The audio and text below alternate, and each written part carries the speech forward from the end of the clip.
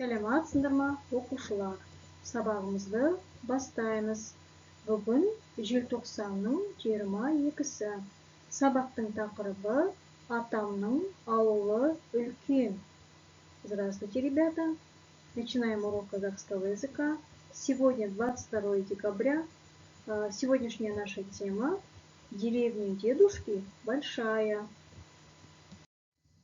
Сабақтың мақсаты мұғалімнің қолдауымен үлгі бойынша жай сөйлемдегі сөз тіркестерінің байланысын түсіну және сақтау. Ребята, цель сегодняшнего нашего урока: вы с помощью учителя понимаете связь словосочетаний в предложениях. Сөз тіркесі, словосочетание. Сөз тіркесі деп толық мағыналы екі я бірнеше сөздің бір-біріне тұлғалық әрі мағыналық жағынан бағына байланысуын айтамыз. Ребята, словосочетание – это сочетание двух или нескольких самостоятельных слов, связанных друг с другом по смыслу. Мысалы, мен мектепке досыммен барамын деген сөйлемде сөз тіркесі мектепке барамын, досыммен барамын. Ребята, например, в предложении «Я иду в школу с другом». Здесь первое словосочетание будет «иду в школу», второе словосочетание «иду с другом». Есімізге сақтаймыз.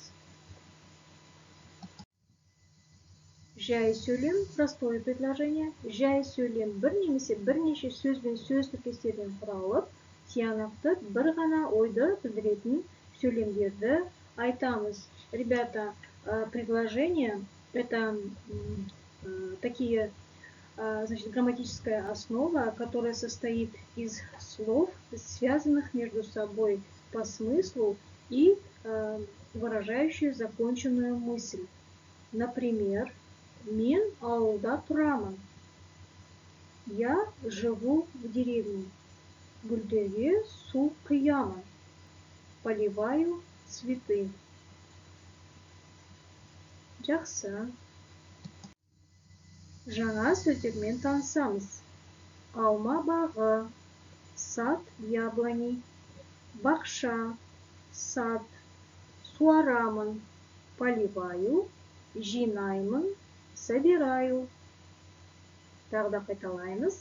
Алма бағы, бақша, суарамын, жинаймын.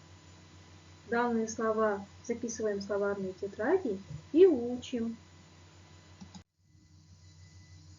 Енді мәтінді тыңдаймыз. Атам ауылда тұрады. Атамның үйі үлкен. Атамның алма бағы бар. Мен алма жинаймын. Аулада бақша бар. Атам бақша суарады. Мен атама көмектесемін. О чем говорится в этом тексте, ребята? Давайте с вами вместе переведем. Атам ауылда тұрады. Дедушка живет в деревне. Атамның үйі үлкен. У дедушки дом большой. Атамның алма бағы бар. У дедушки есть яблоневый сад. Мен алма жинаймын. Я собираю яблоки. Аулада бақша бар. Во дворе есть сад. Атам бақша суарады. Дедушка поливает сад. Мен атама көмектесемін. Я помогаю дедушке. Келесі тапсырма.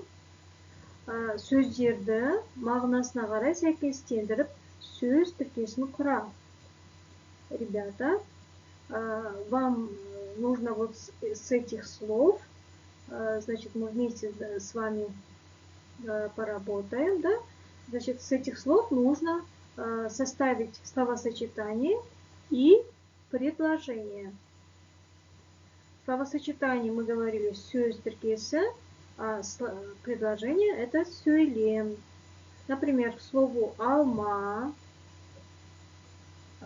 подбираем, да, алманы суарада.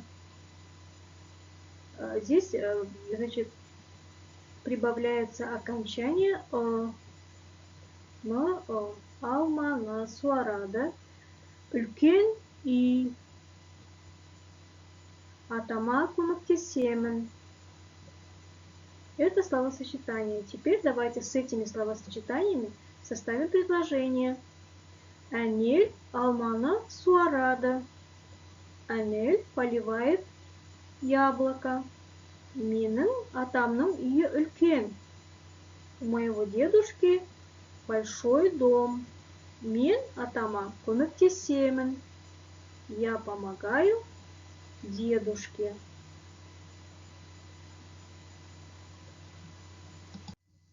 Келесі тапсырма, жазылым тапсырмасы. Бұл сіздерге үйге беріледі. 126 бет, 4 тапсырма. Ребята, это задание вам дается для самостоятельного выполнения. На странице 126, 4 задание. Значит, вы смотрите образец и, используя буквы в словах, составляете новые слова, и также с этими новыми словами вы составляете предложение. Например, к слову суарада, от слова суарада получилось слово су, ара, сара.